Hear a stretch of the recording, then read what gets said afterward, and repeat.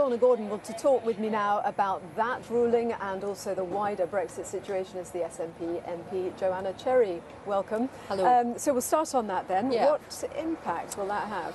Well, I think it's important to appreciate, and I was in court for the delivery of the judgment this morning, it's important to appreciate that the Supreme Court held that when the Scottish Parliament passed that legislation, it was wholly within its constitutional competence, apart from one section.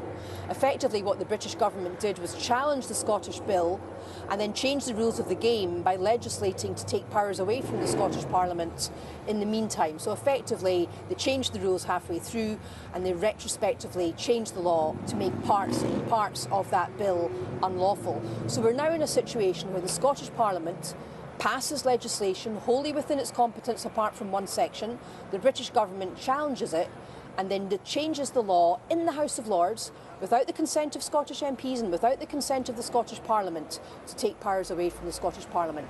Is that really the most powerful devolved parliament in the world? I don't think so.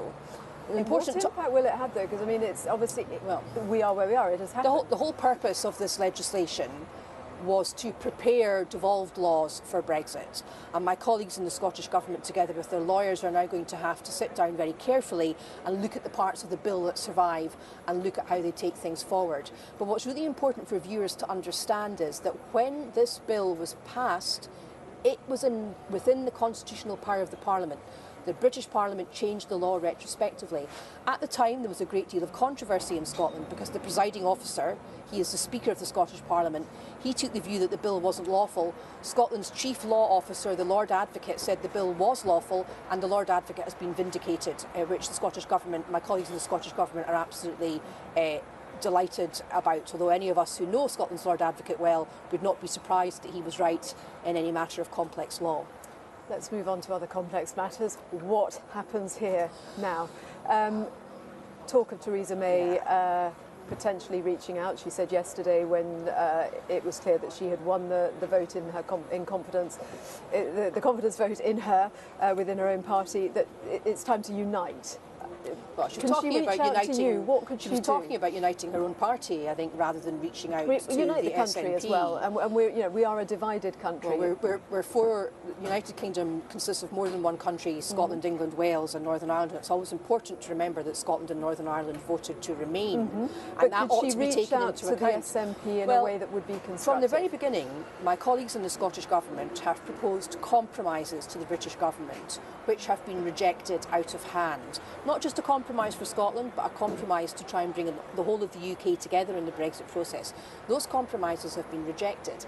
And the situation in which Theresa May now finds herself is that she's reached an agreement with the European Union, but she can't sell that agreement to her own party. And the biggest problem, there are many problems, but the biggest problem for Theresa May is the backstop.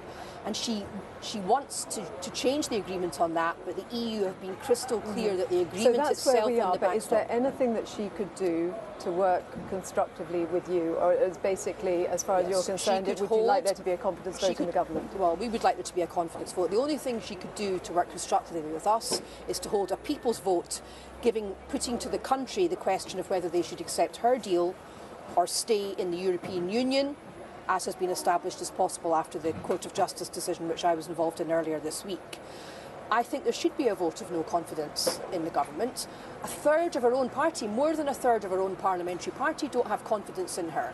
So how can the opposition say they have confidence in her? It's Labour's responsibility as the official opposition to bring this motion of no confidence forward, because the reality is a government needs to be formed that can get the country out of the mess that Tory infighting has got the country into. If I can interrupt, Joanna Cherry is still with me, so we'll have to see what she comes back with. It is the backstop that is the main issue.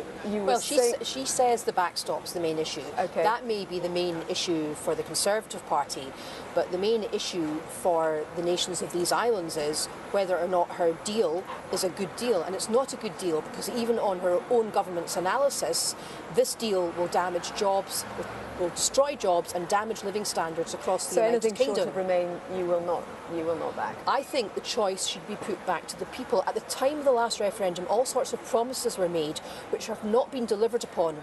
This is the only deal on the table. She's afraid to put it in front of Parliament because she thinks she can't get a majority for it in Parliament. She should put it to the people so that people can choose between this deal or staying in the EU. Very briefly, the power is still in her hands, isn't it, to decide whether there's going to be a referendum? And in terms of a confidence vote in the government, the DUP, if the DUP still support the government, let's see what the DUP do when they realise that what they want on the backstop is impossible. And I reiterate the fact the Prime Minister, more than a third of her party didn't have confidence in her. She's on the television saying that she won't fight the next general election. She's a fatally wounded Prime Minister, but it's not just about her, it's not just about the individual, it's about the whole government. The government's in a state of chaos. There are rumours that significant cabinet ministers voted against her last night. Of course, we don't know because it was a secret ballot. And I would reiterate, is what the country needs is a government that will get us out of the mess that the Tory infighting has got us into. Joanna Cherry, thank you very much.